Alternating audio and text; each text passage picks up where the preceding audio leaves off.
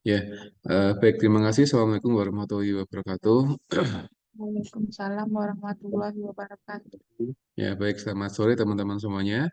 Hari ini kita akan melanjutkan kuliah yang keempat ya, pertemuan keempat tentang leukemia. Tadi di pertemuan pertama kita sudah belajar tentang anemia, definisi, kemudian tanda gejala, kemudian faktor resiko, kemudian penyebab, dan sebagainya, sampai dengan tata laksananya. Yang berikutnya adalah saya ingin menyampaikan tentang leukemia, teman-teman ya. Jadi leukemia ini dikenal sebagai kanker yang ada di sel darah putih ya. Tadi anemia adalah gangguan atau kondisi di mana seorang dia kekurangan hemoglobin ya. Jadi yang diamati adalah sel darah merahnya. Kemudian diperiksa di hemoglobinnya. Tapi kalau leukemia adalah dia salah satu jenis kanker yang dia mengenai di sel darah putih kayak gitu ya. Jadi ini banyak dialami oleh anak-anak yang masih kecil ya, masih SD atau mungkin balita. Tapi ada juga yang dewasa tapi tidak sebanyak anak-anak gitu. Kasus yang ada seperti itu. Baik, ini saya akan membaca satu persatu dari definisi, kemudian tanda gejala, kemudian tipe-tipenya, kemudian penyebab, faktor resiko, ya, treatment, kemudian diagnosa, dan ada kesimpulan ya. Baik, ini yang saya bold di sini adalah satu kalimat yang menyampaikan bahwa leukemia adalah atau merujuk kepada satu kondisi kanker yang menyerang sel darah putih kayak gitu. Jadi ini menunjukkan bahwa semua sel tubuh kita itu dia punya potensi terkena kanker, teman-teman. Termasuk juga yang ada di sel darah putih gitu ya. Jadi dari bagian kepala sampai ujung kuku itu dia semuanya punya potensi terkena kanker kayak gitu. Ya, jadi di kepala ada tumor otak sampai di bagian kaki pun dia apa namanya bisa terkena kanker gitu ya. Dan ini kanker yang kita bahas adalah kanker yang berkaitan dengan eh, komponen salah satu yang ada di pembuluh darah itu sel darah putih gitu ya. Nah, sel darah putih ini kalau secara fisiologi dia berfungsi untuk imunitas seseorang. Artinya kalau seorang itu dia bermasalah sel darah putihnya, berarti nanti akan bermasalah sistem imunitasnya seperti itu ya. Jadi kalau kita perhatikan apa pasien-pasien yang dia terkena leukemia itu rata-rata mereka ada problem di imunitas ketika dia sudah terkena kayak gitu. Tapi ketika dia belum terkena kanker ya berarti dia akan baik-baik saja kecuali dia sakit tertentu gitu ya. Tapi secara umum ketika pasien-pasien leukemia itu dia dirawat di rumah sakit, itu dia akan banyak sekali terkena gangguan yang berkaitan dengan imunitas gitu ya. Dia mudah kena influenza, kemudian dia mudah kena infeksi yang ada di paru-paru dan sebagainya. Intinya ketika sel darah putih itu dia bermasalah, berarti imunitasnya juga akan menjadi masalah teman-teman ya.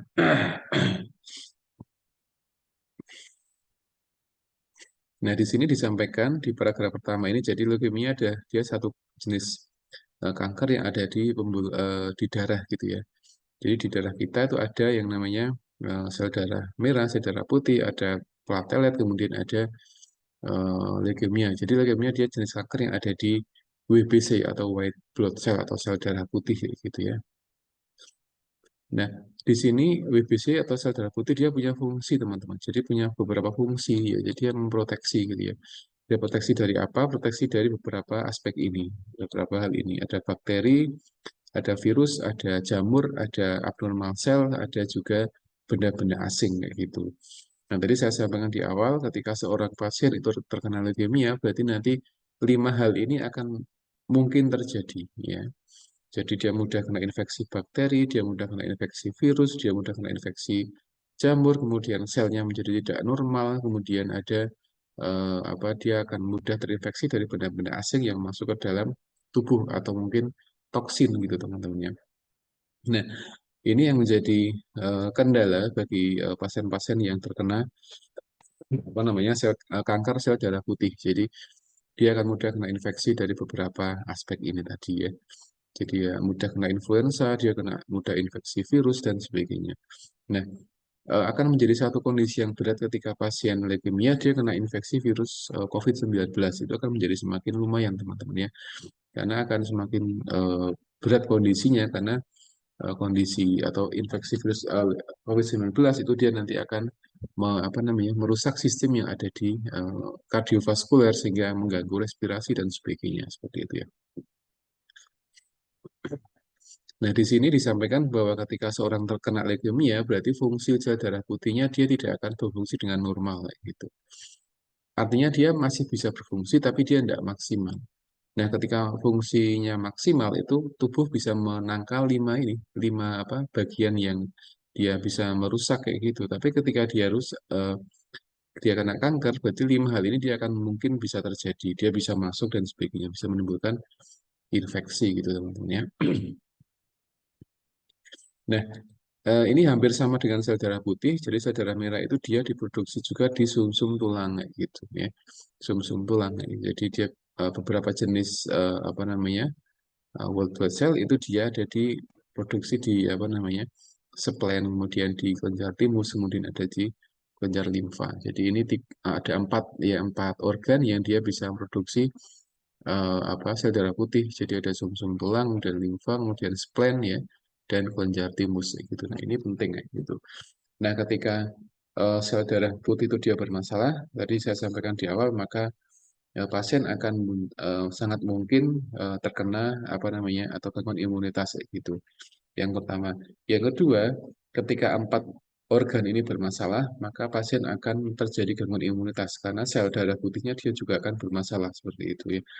Jadi pasien yang tadi di anemia saya sampaikan, ketika pasien dia kecelakaan, kemudian fraktur, kemudian pasien yang kena malaria, kemudian pasien yang ada gangguan di kelenjar timus, kemudian di kelenjar limfe, maka dia akan menjadi masalah di sistem imun tubuh seperti itu ya, karena dia punya peran yang sangat penting untuk menjaga kestabilan imunitas tubuh seperti itu. Nah, ini secara normalnya ketika sel darah putih itu dia ada, maka dia bisa mengalir di semua bagian tubuh kita ya. Jadi dia bisa melawan infeksi gitu.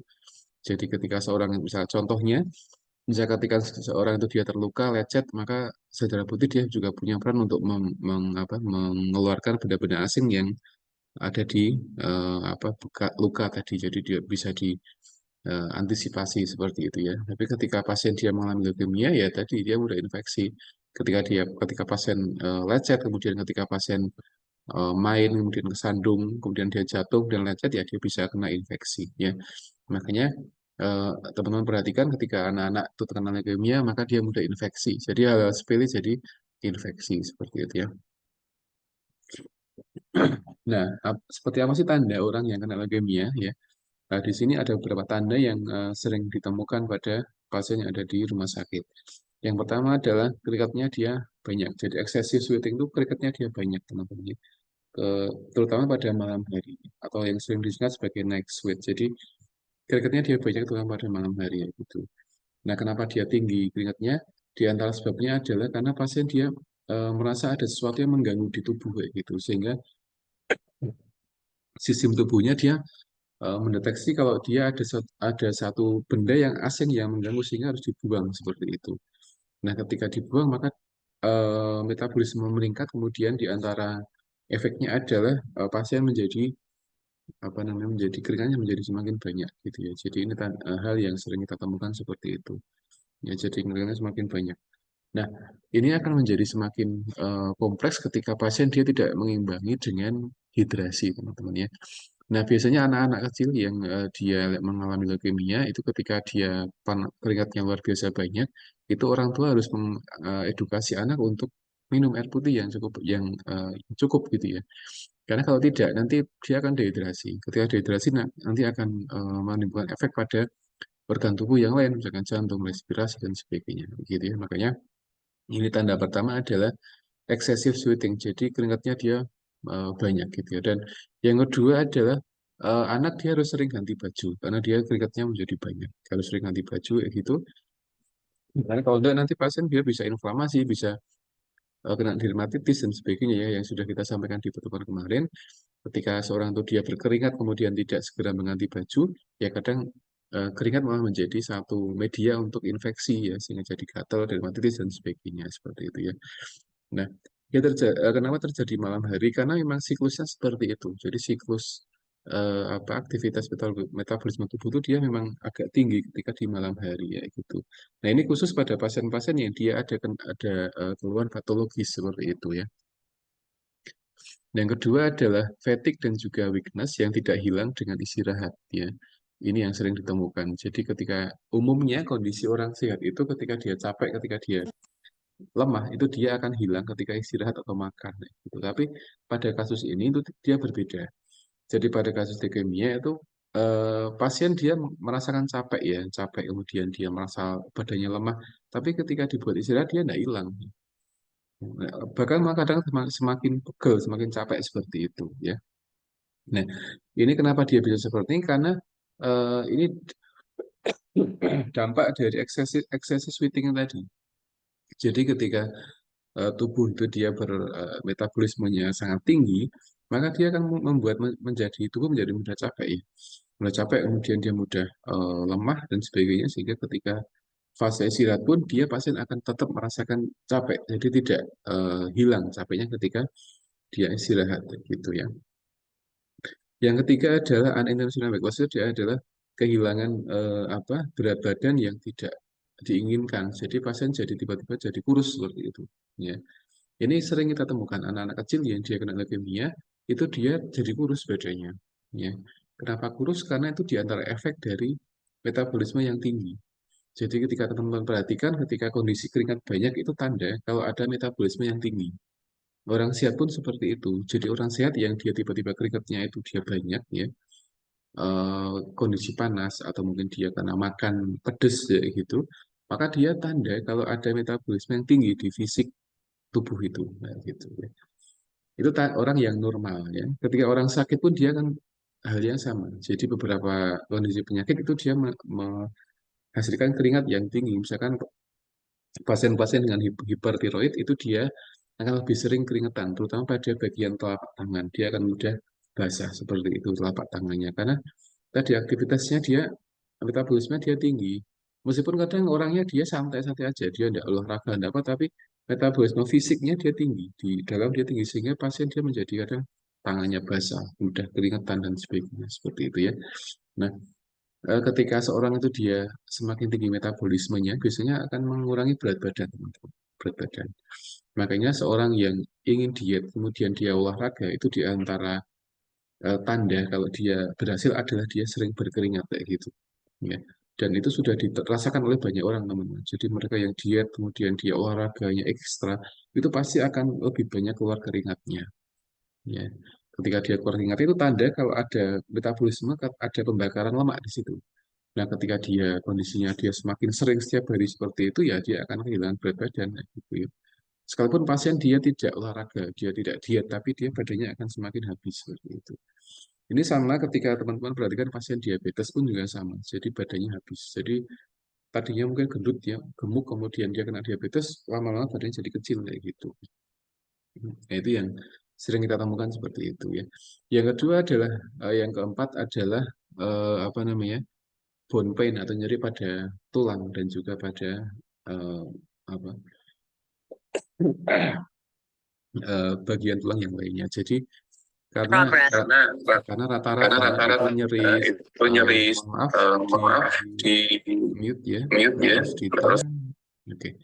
Ya karena rata-rata pasien-pasien yang dia mengalami leukemia dia keluhan nyerinya ada pada persendian kayak gitu. Kenapa di persendian? Karena di sana pusat produksi sel darah putih kayak gitu. Ya, ketika pusat produksinya dia terganggu, biasanya nanti akan ada perubahan metabolisme di sana. Di antaranya adalah pasien menjadi sering nyeri, kemudian beberapa komponen, misalkan apa namanya cairan sinovial yang ada di antara sendi pun dia akan berkurang kadarnya, sehingga pasien akan merasa sakit ketika dia aktivitas seperti itu ya. Jadi di antara persendian kita, tulang kita tuh ada cairan sinovial yang dia melumasi seperti itu. Ketika bermasalah pada sumsum tulangnya, maka dia akan mempengaruhi metabolisme cairan sinovial tadi, sehingga pasien kadang bisa merasakan nyeri gitu ya. Dan tubuh kita, tubuh manusia normalnya, itu dia punya sekitar 300 sekian tulang dan sendi, teman ya. 300 sekian tulang itu normalnya seperti itu. Dan di antara tulang itu dia ada tadi ya cairan sinovial yang dia berfungsi untuk mengurangi gesekan pada dua tulang kayak gitu. Makanya teman-teman ketika ngetek, ketika bergerak itu dia nggak pegel karena apa? Karena cairan sinovilnya dia berfungsi dengan baik. Tapi ketika orang itu dehidrasi, orang itu kena kanker dan sebagainya, maka dia bisa mengganggu cairan sinovil yang ada di antara sendi. Nah, ketika terganggu cairannya, maka dia akan menjadi mudah sakit kayak gitu, nyeri kayak gitu ya. Nah, itu yang sering dialami oleh pasien-pasien yang mengalami leukemia ya.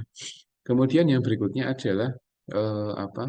Bengkak pada apa namanya di saluran limfa atau kelenjar limfanya, terutama di area leher. Jadi dia apa namanya atau di aksila ya. Jadi dia bengkak. Jadi ketika dipalpasi lehernya seperti ini, dia ada beberapa bagian yang dia apa ya bergerunjal ya. Jadi dia ada beberapa bagian yang bengkak kayak gitu. Itu ketika dipalpasi ya. Yang berikutnya adalah pembesaran pada hati atau spleen. Jadi ini yang penting teman-teman. Jadi hepar kita itu kondisi normal itu tidak bisa dipalpasi. Ya, kecuali ketika kita dengan menekan agak ke dalam itu dia bisa kita palpasi. Tapi kondisi ini itu dia pasien dia heparnya dia membesar kayak gitu. Nah, kenapa dia membesar? Karena dia berusaha untuk menghilangkan toksin yang ada di hepar kayak gitu.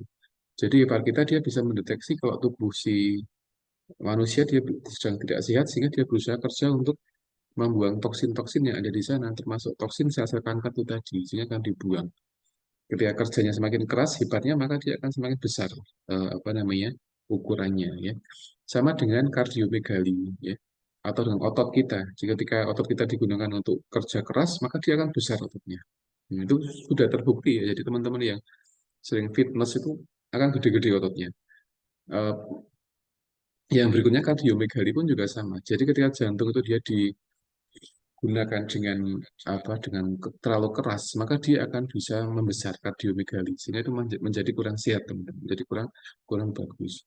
Nah, organ tubuh yang dia sudah ada ukuran defaultnya, kemudian dia membesar itu kondisi yang tidak sedang sehat, kondisi tidak sehat seperti itu. Baik itu apa namanya jantung, kemudian hepar, kemudian yang lain sebagainya itu menjadi malah kurang sehat kayak gitu ya. Kecuali otot itu akan menjadi kalau yang dia besarnya itu dia besarnya ditoleransi maka tidak masalah ya. Karena beberapa cowok itu dia sering fitness sehingga besar ototnya gitu. Jadi badannya bentuk gitu ya. Tapi ketika dia bentuknya adalah apa namanya dengan stimulasi apa zat-zat tertentu ya dengan media-media obat sehingga membentuk itu malah menjadi kurang sehat teman-teman ya. Ada beberapa apa namanya orang yang dia menginjeksikan sesuatu ke otot kayak gitu itu malah menjadi kurang bagus ya. Diberi injeksi kemudian jadi besar ototnya itu menjadi kurang bagus ya. Jadi ketika seorang itu dia pengen membentuk badan itu ya dengan bentuk yang ideal saja tidak terlalu besar sehingga malah menjadi kurang menarik ya. Sehingga kalau orang itu dia fitness kemudian dia badannya besar tapi malah terlalu besar malah menjadi kurang menarik dan itu malah kadang membuat apa namanya resiko bagi kesehatan muskuloskeletalnya seperti itu ya. Kemudian yang berikutnya adalah munculnya peteki. Nah, peteki ini mirip dengan pasien dengan DB, teman-teman. Dengan DB. Nah, peteki ini kenapa dia ada peteki? Itu sebabnya karena sel darah putih itu dia berfungsi untuk menjaga komponen dinding pembuluh darahnya menjadi tidak mudah pecah ya gitu. Nah, ketika dinding pembuluh darahnya pecah, maka dia akan mudah ada bintik-bintik merah yang ada di kulit kayak gitu ya. Ini sama dengan kasusnya ketika teman-teman melihat pasien demam berdarah, ya dengue, itu dia seperti itu. Yang kronis biasanya dia ada peteki ya gitu, terutama di beberapa titik di bagian tangan, di kaki dan sebagainya ya gitu. Nah, makanya fungsi sel darah putih ini adalah mencegah apa namanya bocoran atau kerusakan yang ada di dinding darah ya gitu, dinding pembuluh darah. Ketika sel darah putihnya bermasalah, biasanya dinding pembuluh darah akan menjadi semakin rapuh dan mudah pecah. Nah, ini yang sering kita lihat di beberapa kondisi yang ada di apa DB atau di leukemia seperti itu. Ya. Kemudian yang berikutnya adalah bleeding easily and bruising easily. Jadi dia mudah berdarah pasien itu. Jadi ketika pasien mengalami leukemia dia mudah berdarah. Ketika jatuh sedikit dia berdarah. Kemudian ketika jatuh kemudian kepala terbentur di aspal atau di dinding atau di pintu, maka dia mudah berdarah. Nah, orang normal dia tidak seperti itu. Orang normal itu ketika dia jatuh dia tidak mudah berdarah kayak gitu. Kecuali jatuh kemudian dia kena trauma benda tumpul atau tajam ya berdarah ya wajar. Tapi ketika jatuh biasa dia biasanya hanya lepas sedikit itu pun tidak begitu banyak darahnya. Tapi orang leukemia itu dia berbeda. Jadi dia mudah berdarah, mudah mimisan biasanya. Ya ketika dia panas kena panas biasanya dia tiba-tiba mimisan kayak gitu. Nah, ini rawan teman-teman ya, rawan. Kenapa? Karena kalau terjadi pada anak kecil kemudian dia mimisannya banyak itu dia bisa shock kayak gitu ya. Kemudian karena biasanya akan menjadi lama, berhentinya akan jadi sedikit lama karena leukemia tadi, dan itu akan berpengaruh terhadap fungsi kardiorespirasinya, jadi lebih rawan gitu ya. Kemudian yang berikutnya adalah demam atau mungkin menggigil. Ini juga sering dialami. Jadi semua kanker atau penyakit-penyakit yang diinfeksi itu biasanya ada fase menggigil ya. Jadi demam dan menggigil kayak gitu. Tidak semua demam itu menggigil, tapi ini pasien leukemia dia demam atau menggigil. Jadi kadang dua-duanya ada, kadang salah satu saja kayak gitu. Nah, teman-teman perlu mengkaji itu. Jadi ini tanda ini adalah beberapa hal yang bisa kita kaji ketika kita merawat pasien dengan leukemia, gitu teman-teman ya. Kemudian berikutnya adalah infeksi yang berulang. Jadi pasien dia menjadi mudah infeksi. Sekarang sembuh pilek, kemudian bulan depan, minggu depan kena pilek lagi. Sembuh selisih berapa hari dia kena pilek lagi. Jadi dia sering kena infeksi. Pada orang anak-anak kecil normal itu setahun mungkin hanya 2-3 kali infeksi flu ya. Tapi dia sering ya setiap bulan, kadang setiap minggu dia kena flu nggak sembuh-sembuh. Kemudian dia sariawan nggak sembuh-sembuh dan sebagainya. Itu contoh kalau dia ada gangguan imunitas kayak gitu ya. Ada gangguan di sel darah putihnya ya. Makanya tadi saya sampaikan prinsip dari pemahaman leukemia adalah ketika sel darah putih terganggu, maka imun akan terganggu.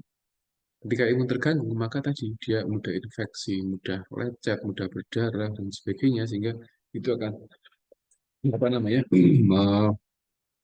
memperparah kondisi ini, kondisi fisik dari pasien tadi ya. Nah, ini beberapa tanda gejala yang bisa kita pelajari. Yang berikutnya adalah ini ada sakit kepala, teman-teman. Jadi ini tanda lain yang eh, mungkin terjadi ketika kanker itu atau mungkin ketika leukemia dia sudah menyebar di sistem saraf pusat. Jadi pasien dia mengalami sakit kepala, kemudian dia mual dan muntah, kemudian pusing, kemudian kehilangan kontrol pada ototnya dan kadang pasien mengalami kejang kayak gitu.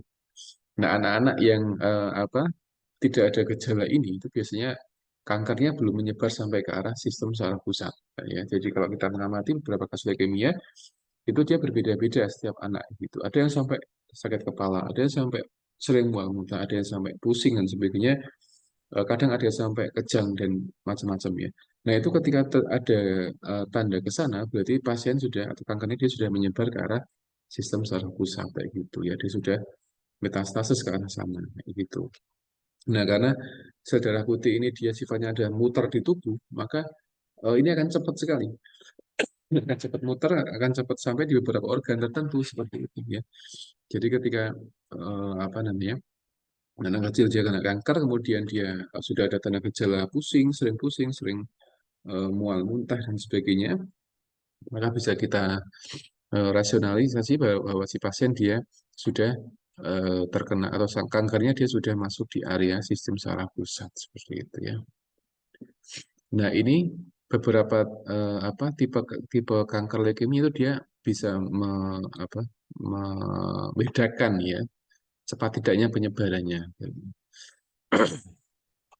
Kemudian leukemia dia bisa menyebar di beberapa organ. Jadi di paru-paru, dia bisa di pencernaan, dia bisa di hati ya, di jantung, kemudian bisa di ginjal dan bisa di testikel. Nah, ini ketika kanker itu dia menyebar di organ ini, berarti semua fungsi organnya akan terganggu. Paru-paru maka dia oksigenasi terganggu, dia bisa bikin anemia, sesak nafas dan sebagainya ya. Gastrointestinal nanti pasien dia bisa diare, kemudian dia bisa anemia dan sebagainya. Kemudian jantung dia bisa mengganggu nadi, kemudian denyut nadinya dia nggak teratur atau mungkin dia lemah kayak gitu ya. Ginjal nanti filtrasinya dia terganggu, kemudian pasien dari pipisnya berkurang, ginjalnya rusak dan sebagainya. Testikel ini yang cukup berbahaya karena dia bisa membuat seorang pasien dia kurang sehat spermanya sehingga akan terganggu ya. Nah, ini yang kita khawatirkan adalah komplikasi-komplikasi yang ada di organ ini. Ya, jadi ada di paru-paru, ada di pencernaan, ada di jantung, ginjal, dan juga di testikel. Nah, makanya ketika anak-anak itu dia terkena leukemia, berarti pengkajiannya pun juga sampai ke arah sana. Tapi tidak sampai ke testikel. Artinya, ini khusus bagi pasien-pasien yang dewasa, itu sampai ke sana ya. Tapi kalau anak-anak itu dilihat dari respirasinya, dia rindaknya, fungsi nadinya, kemudian fungsi ginjalnya, itu kan kelihatan. Tapi anak-anak dia masih belum bisa kita lihat fungsi testikelnya. Tapi khusus dewasa maka dia diperhatikan karena orang dewasa pun juga ada yang terkena leukemia, tapi tidak sebanyak kasus yang ada pada anak-anak seperti itu, teman-teman ya. Nah, di perawatan pun juga sama. Jadi kita perlu tahu ya tentang pengajian apa namanya leukemia ya pada anak-anak seperti apa, pada dewasa dan sebagainya gitu ya. Jadi ada pengajian di respirasi, pencernaan, jantung dan juga ginjal. Baik, nanti kalau ada pertanyaan bisa langsung dituliskan di kolom chat atau mungkin bisa disampaikan langsung teman-teman ya. Oke, yang berikutnya adalah ini tipe-tipe leukemia. Jadi ternyata ada beberapa tipe leukemia teman-teman ya. Yang pertama adalah acute myeloid leukemia. Dan di sini disampaikan bahwa ternyata leukemia dia ada dua jenis secara umum ya. Jadi ada akut, ada yang kronis gitu. Ya, jadi akut itu dia lebih cepat terjadinya. Jadi ketika seorang kena leukemia jam 4 setengah 5 kurang 5, maka dia akan cepat gejalanya seperti itu. Progresnya, tanda gejalanya dia akan lebih lebih cepat kayak gitu. Yang kronis dia lebih lama ya, lebih lama dan simptomnya biasanya dia lebih ringan ya, tidak seberat orang yang pasien yang kena leukemia akut ya gitu.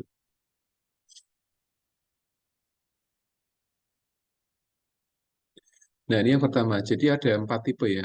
There are four main types of leukemia. Yang pertama ada acute myeloid leukemia atau yang disebut sebagai AML ya, gitu. Nah, ini terjadi pada dewasa dan anak-anak ya. Jadi di beberapa riset ini ada sekitar 220.000 kasus baru ya di Amerika setiap tahun sekali. Jadi ada banyak sekali kasus di sana. Ini yang paling banyak terjadi di apa namanya di Amerika dan 5 tahun survival rate-nya adalah 29,5%. Artinya banyak dari pasien-pasien yang kena jenis ini dia sudah meninggal dunia dalam jangka waktu 5 tahun seperti itu. Jadi dalam lima tahun itu apa prognosisnya adalah dia 29,5% orang-orang yang berhasil sembuh setelah 5 tahun itu. Ya, atau mungkin orang yang selama 5 tahun dia kena itu, maka angka apa ya angka survivornya dia hanya sekitar 29,5, jadi sedikit sekali. Ya, 70 sekian koma sekian itu dia pastinya dia meninggal dunia. Jadi banyak yang meninggal dunia, teman-teman ya. Nah, ini yang cukup berbahaya akut myeloid leukemia. Ya. Kemudian yang kedua adalah ALL, jadi acute lymphocytic leukemia. Jadi ini pada anak saja, tapi yang pertama dia ada anak dan dia dewasa ya. Ini lebih sedikit, jadi 6.000 setiap tahun. Jadi enggak banyak, enggak sebanyak kasus yang pertama. Nah, ini angka apa survival rate-nya selama 5 tahun ada 69, hampir 70% ya, teman-teman ya. Jadi ini lebih ringan daripada yang pertama tadi ya. Kemudian yang berikutnya adalah chronic myeloid leukemia. Ini ada sekitar 9.000 kasus per tahun ya. Kemudian untuk angka prognosisnya ada 70,6%. Jadi hampir sama antara yang akut, yang tipe akut limfositik leukemia dengan yang chronic myeloid leukemia. Yang terakhir adalah yang chronic lymphocytic leukemia atau CLL. Ini 87,2% untuk survivornya. Jadi orang atau anak yang atau beberapa orang pasien yang kena penyakit leukemia kronis jenis ini, maka dia bisa survive dalam waktu 5 tahun. Jadi tidak banyak yang meninggal dunia, gitu ya. Nah, ini terjadi pada dewasa, teman-teman. Jadi ini yang kronik ini rata-rata pada orang dewasa. Jadi yang kronik myeloid leukemia ini mostly adalah dewasa, kebanyakan dewasa. Sekalipun anak tapi dia tidak begitu banyak ya. Yang keempat adalah chronic lymphocytic leukemia. Ini most likely to affect people over age 55. Jadi dia akan mengenai orang yang usianya di atas 55 tahun, lansia seperti itu. Jadi dan sangat jarang ditemukan pada anak-anak. Jadi it's very rarely seen in children. Jadi anak-anak dia jarang ditemukan. Nah, anak-anak dia fokusnya pada yang dua ini. Jadi akut myeloid leukemia dan akut limfositik leukemia. Ini dua jenis leukemia yang terjadi pada anak-anak. Ya. Tapi dewasa itu ada tiga. Dewasa dia bisa akut myeloid leukemia, kronik myeloid, dan juga ada kronik limfositik leukemia. Jadi ada tiga jenis leukemia yang mungkin terjadi pada dewasa, anak-anak hanya ada dua. Jadi itu ya teman-teman ya. Ada juga hairy cell leukemia, tapi ini sangat jarang teman-teman ya. jarang sekali ada ya. Kemudian penyebabnya ini yang perlu kita ketahui. Jadi yang pertama adalah previous chemotherapy or radiasi or other type of cancer. Jadi biasanya anak-anak yang leukemia itu dia punya riwayat kemoterapi sebelumnya. Dia pernah punya kanker, kemudian kemoterapi, kemudian kemoterapi tadi malah justru malah merusak atau mengganggu metabolisme sel darah putih sehingga malah menjadi kanker seperti itu, ya, atau radiasi, ya. Makanya kalau kita jaga di rumah sakit kemudian diminta ngantar ronsen, kemudian ronsen itu diupayakan kita menjauh dari sumber radiasi karena itu bisa mengganggu tubuh kita, di antaranya mengganggu metabolisme sel. Nah, ketika sel dia terganggu metabolismenya, maka dia bisa lebih aktif kerjanya. Ya, jadi dia bisa bikin kanker. Dan di antara kanker adalah leukemia. Kemudian kedua adalah genetic disorder atau sindrom Down atau Mongol ya. Jadi teman-teman mungkin pernah melihat anak-anak kecil yang dia terkena sindrom Down ya dengan wajah yang khas seperti itu. Hampir sama di dunia ini ketika anak-anak sindrom Down ya wajahnya seperti itu. Baik di Indonesia, di Malaysia, di Asia, di Amerika ketika dia kena sindrom Down ya dia wajahnya sama seperti itu kurang lebih seperti itu. Nah ini apa namanya eh, penyebab dari leukemia. Jadi intinya apa namanya ketika anak dia ada sindrom Down ya berarti fungsi dari sel darah putihnya dia juga akan terganggu. Ya. Nah kenapa dia kena sindrom Down? Biasanya ketika masa kehamilan dia ada masalah biasanya. Dia ada masalah.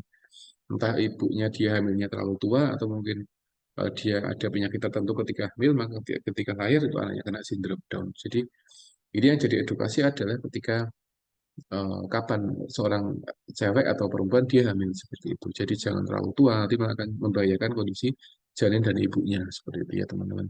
Jadi paling tidak ya di atas 35 atau 40 sudah mentok, jadi tidak ada lagi hamil setelah 40 tahun ke atas itu ya. Ada sebagian warga yang hamil di atas 40 tahun, tapi itu kondisinya sangat bagus. Ada seperti itu ya beberapa tetangga kami juga ada yang seperti itu. Jadi sudah 40 tahun ke atas, tapi dia punya punya anak lagi ya. Alhamdulillah sehat tidak kenapa-kenapa ya.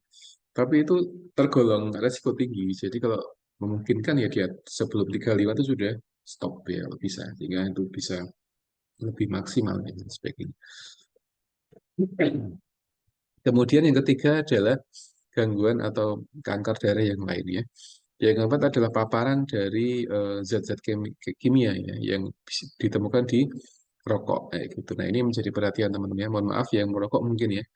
Jadi apa harus waspada karena apa? Karena ini beberapa zat itu dia bisa merusak fungsi dari apa namanya sel darah putih gitu ya. Ketika kita merokok gitu, ketika sebagian orang merokok kemudian kita menghirup asapnya, maka asap tadi dia akan masuk ke paru-paru, kemudian di metabolisme di paru-paru, kemudian disebar ke tubuh semua.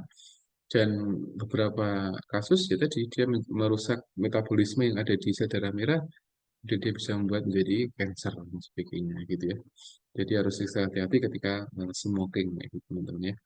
Lebih baik berhenti itu lebih baik ya. Tapi ketika teman-teman sudah merokok sudah bertahun-tahun dan ingin berhenti, cara terbaik adalah mengurangi dosisnya dulu gitu. Dan banyak beberapa pengalaman orang yang berhenti merokok itu dia mengurangi dosisnya. Jadi misalkan per hari dia merokoknya satu bungkus itu kemudian dikurangi sehari setengah atau seperempat dan sebagainya. Kemudian nanti lama-lama dia habis dan bisa berhenti sendiri seperti itu ya. Tapi ini banyak faktor yang pengaruhi dari motivasi, dari lingkungan dan sebagainya ya. Kadang motivasinya tinggi tapi lingkungan tidak mendukung itu kadang juga masalah kayak gitu ya. Yang kedua, lingkungan mendukung tapi dia tidak ada motivasi, nah itu akan jadi masalah. Sehingga ketika kita melihat beberapa edukasi di apa berhenti merokok itu yang kita lihat adalah motivasinya dulu. Jadi dia harus punya motivasi yang tinggi. Kenapa sih dia harus berhenti merokok? Nah, hal terpenting yang dia harus dipertimbangkan adalah efek negatif dari merokok itu sendiri ya. Jadi bikin penyakit, bikin kanker dan sebagainya. Jadi yang harus diperhatikan. Ketika sudah tertanam bagus, maka lama-kelamaan tubuh itu akan juga berpikir ya. Ketika dia tahu bahwa merokok itu hal yang tidak bagus, berarti nanti dia akan berhenti. Minimal dia mengurangi dosis per hari merokok. Misalkan sehari dia 10 batang per hari. Nanti minggu depan dia mungkin sudah 5 batang per hari. Bulan depan sudah 3 batang per hari. Nanti bulan depan lagi berapa? Tahun depan sudah 1 batang per hari. Nanti lama-lama kelamaan akan berkurang kayak gitu ya. Jadi ketika berkurang habis nanti bisa apa bisa menyehatkan fisik fisik tubuh seperti itu ya. Nah, itu harus diperhatikan teman-teman ya. Jadi beberapa yang merokok itu ya coba pelan-pelan dikurangi ya. Karena yang merokok aktif sama yang pasif itu kadang malah lebih berat yang pasif ya. Orang tidak merokok tapi kena asap rokok itu malah kadang malah berbahaya karena dia sudah kecampur karbon dioksida, kemudian karbon apa asap-asap dari luar yang sudah kotor, kemudian dia masuk dihirup lagi itu malah jadi lebih berbahaya. Jadi ini di antara penyebab leukemia adalah dari asap rokok tentunya. Kemudian yang berikutnya adalah faktor resikonya adalah sejarah atau riwayat dari keluarga. Itu yang penting ya. Jadi kalau kita lihat anak-anak yang leukemia itu biasanya di keluarganya ke atas itu dia ada apa yang pernah terkena leukemia, entah dari kakeknya, neneknya, atau mungkin dari garis keturunan yang lain itu dia akan ketemu pernah ada yang kena leukemia seperti itu. Yang kedua adalah smoking ini sudah yang sudah saya sampaikan. Kemudian sindrom Down ini sudah, kemudian apa namanya gangguan gangguan di darahnya atau yang sering disebut sebagai eh, myelodysplastic syndrome atau pre-leukemia. Jadi leukemia itu dia sebelum menjadi diagnosa leukemia dia ada pre-nya dulu ya. Ada pre-leukemia. Jadi dia ada kondisi yang sudah mulai ada tanda-tanda leukemia kemudian dia baru fasenya dia pindah ke leukemia gitu ya. Kemudian yang berikutnya adalah previous treatment for cancer with chemotherapy or radiation. Jadi eh, mungkin pasien pernah kena kanker yang jenis lainnya, kemudian dia dapat kemoterapi atau terapi radiasi dengan sinar gitu. Tapi efek sampingnya adalah tadi dia bisa merusak sistem sel darah putih sehingga malah menjadi apa namanya leukemia gitu ya. Kemudian yang berikutnya adalah paparan radiasi yang tinggi. Jadi anak kecil kemudian tenaga kesehatan itu tidak boleh dekat-dekat sama sinar radiasi yang ada di radiologi. Jadi anak kecil harus dijauhkan dari sana. Ya, kemudian apa namanya? Kalau USG dan itu tidak begitu, tapi kalau yang foto ronsen macam-macam itu dia cukup berbahaya bagi tubuh sehingga harus hati-hati teman-teman ya. Nah, gimana Pak kalau orang dia di ronsen kemudian pasiennya dia harus langsung difoto itu bagaimana? Yaitu kalau apa tujuan medis tertentu mungkin masih dalam batas toleransi, tapi ketika kita sering terpapar radiasi itu yang jadi masalah di situ. Karena di sini adalah high level. High level ini bisa dalam artian pasien dia memang terlalu sering terpapar radiasi. Jadi dia apa dekat dengan apa sinar infra yang bisa bikin mengganggu metabolismenya di ronsen dan sebagainya itu malah jadi permasalahan gitu ya. Kemudian yang berikutnya paparan terhadap zat kimia termasuk benzin ini juga ada di apa namanya di smoking ya ini yang berbahaya. Kemudian terapinya apa saja leukemia? Terapinya ini yang pertama kemoterapi teman-teman. Jadi kemoterapi. Jadi ini obat-obatan yang membunuh leukemia sel-sel kanker. Jadi dikonsumsi ya, ada dikonsumsi, ada yang diinjeksi, jadi macam-macam ya. Tergantung dari jenis leukemianya dan kadang terapinya hanya single drug atau mungkin kombinasi. Jadi kadang satu atau dua tergantung jenis tipe leukemianya. Nah ini peran perawat di sini ada sebagai kolaborator, jadi kolaborasi teman-teman ya. Jadi kalau teman-teman mengelola pasien leukemia, dewasa atau anak-anak, ya jadi kita kolaborasi, edukasi, bagaimana kita mengedukasi pasien terkait konsumsi obat-obatnya, atau mungkin edukasi dari aspek kebiasaan sehari-hari dan sebagainya ya. Jadi kita memotivasi pasien untuk mengkonsumsi ya, obat-obatan yang dia berfungsi untuk kemoterapi dan juga memotivasi gimana caranya pasien biar sembuh gitu ya. Karena banyak anak-anak yang kena leukemia dia sembuh ya, dia sembuh dan normal lagi seperti biasanya ya. Tapi ketika sembuh kadang rambutnya sudah habis ya atau sudah berkurang banyak sehingga nanti ketika sudah sembuh dan akhirnya nanti akan tumbuh lagi ketika dia masih anak-anak. Jadi apa namanya masih ada ini ya, masih ada sel rambut dan dia bisa tumbuh ya. Dan saya punya apa namanya, punya tetangga yang agak jauh ya, dia anak kecil kemudian dia kena leukemia, dia terapi di Jogja ya, terapi beberapa kali berbulan-bulan nggak salah. Atau mungkin setahun 2 tahun terapi gitu kemudian dia sembuh ya sembuh sehingga ketaatan apa orang tua terhadap terapi-terapi yang ada pada anaknya itu dia akan mendukung kesembuhan teman-teman ya dari hospital rumah sakit dia memberikan motivasi untuk rutin terapi. Tapi kalau orang tua dia nggak rutin terapi nanti akan nggak maksimal apa pengobatannya. Jadi kuncinya adalah pada konsistensi ketika dengan treatment itu tadi. Jadi ketika dijadwalkan seminggu sekali ya berarti seminggu sekali dia harus ke sana ke rumah sakit entah dengan radiasi atau dia akan diperiksa dan sebagainya ya. Karena itu menentukan keberhasilan terapi. Yang berikutnya adalah radiasi, terapi radiasi. Jadi ini digunakan untuk menghambat atau apa namanya, mengurangi perkembangan sel kanker kayak gitu ya. Nah, radiasi ini bisa digunakan untuk di area tertentu saja atau mungkin di semua tubuh. Jadi kalau kanker-kanker tertentu ya, kanker yang ada di abdomen ya, yang kena abdomennya aja. Tapi kalau beberapa jenis kanker ya dia di semuanya di radiasi. Nah, yang berikutnya ada stem cell teman-teman ya. Ini yang mungkin baru. Jadi cangkok sel. Jadi sel yang rusak itu dia dicangkok dengan yang baru sehingga menjadi sehat selnya. Nah, ketika selnya sehat maka dia akan bisa lebih memaksimalkan fungsi dari sel darah putih dan pasien dia bisa sembuh seperti itu ya. Cuman ini mahal ya, terapinya mahal dan apa namanya dengan efektivitas yang tinggi sehingga beberapa rumah sakit dia masih belum bisa melakukan ini dan sebagainya gitu ya. Nah, yang keempat adalah terapi biologikal atau imunoterapi ya, gitu ya. Jadi ini biasanya menggunakan apa namanya imunitas, kemudian apa namanya dengan obat-obatan dan sebagainya yang meningkatkan imunitas dan dia bisa menyerang sel-sel kanker gitu ya. Dan sebagainya. Ini semua terapi ini ada sifatnya kolaborasi ya. Perawatan itu dia berfungsi untuk apa namanya memotivasi ya pasien, kemudian memotivasi pasien untuk tetap rutin terapi, kemudian tetap bersosial dengan baik dengan tetangga dan sebagainya. Karena itu kunci kesembuhan dari leukemia ya. Nutrisi juga penting ya. Kalau anak-anak dia nutrisinya harus bagus. Jadi jangan sampai malnutrisinya dia bermasalah ya. Karena tadi kalau orang dengan kemoterapi biasanya dia nanti akan ada anemia ya, gitu. Sehingga orang tua pun dia harus peka ketika anaknya leukemia berarti dia harus dipacu untuk terus konsumsi apa namanya makanan yang bergizi sehingga dia bisa meningkatkan sel darah merah ya. Jadi kemoterapi dengan nutrisi dia harus apa ya harus cepet-cepetan gimana caranya biar dia tidak menimbulkan efek samping pada si pasien tadi ya. Bagaimana mendiagnosanya? Ada tiga ya di sini. Jadi ada tes darah, ada biopsi dan ada tes imaging atau foto kayak gitu teman-teman ya. Nah di sini dicek ya, jadi darahnya diambil kemudian dicek dengan mikroskop dan dilihat nanti apakah ada abnormalitas dari sel darah putihnya atau tidak seperti itu ya. Ada biopsi teman-teman ya, ada biopsi dan sebagainya sehingga ketika ada biopsi berarti nanti diambil sampel dari sum-sum tulangnya kemudian diperiksa dan sebagainya. Itu sebagai itu mah lebih apa namanya? Lebih efektif ya dengan biopsi ya gitu ya.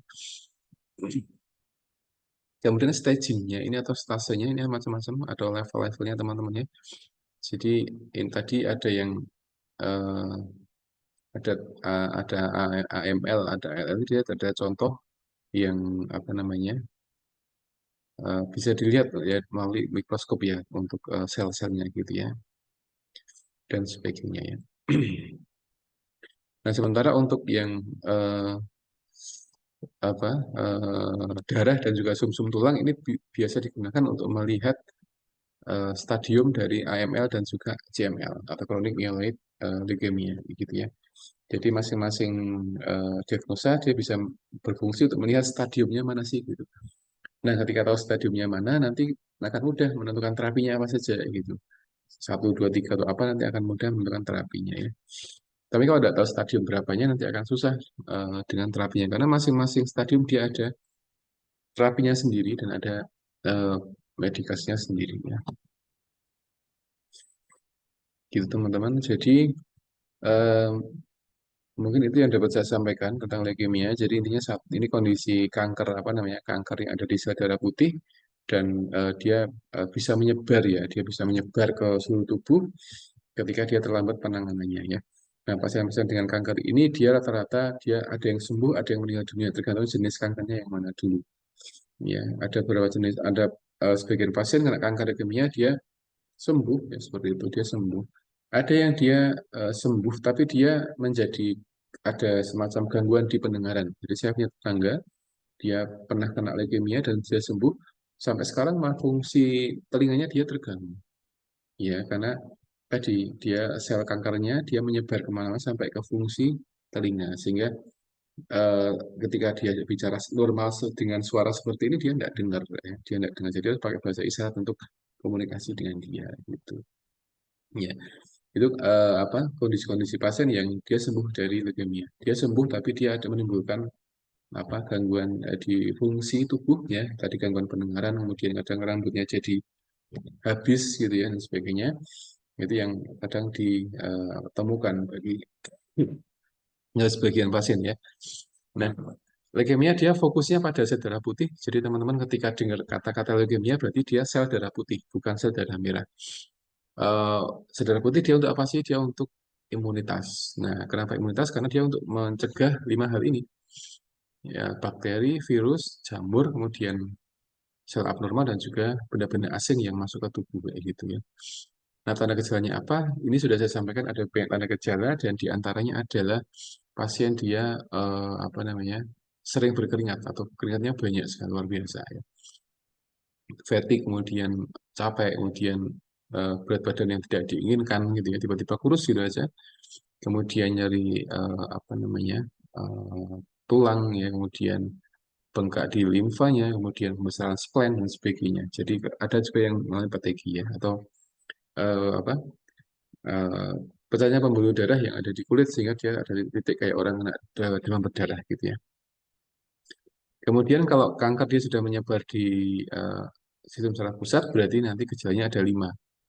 Sakit kepala, mual muntah, kemudian pusing, dan juga kehilangan massa otot, ya, kemudian kontrol otot, kemudian kejang. Itu yang sering ditemukan pada anak atau pasien yang dia sudah menyebar kena leukemia dan dia menyebar ke sistem saraf pusat seperti itu teman-teman ya.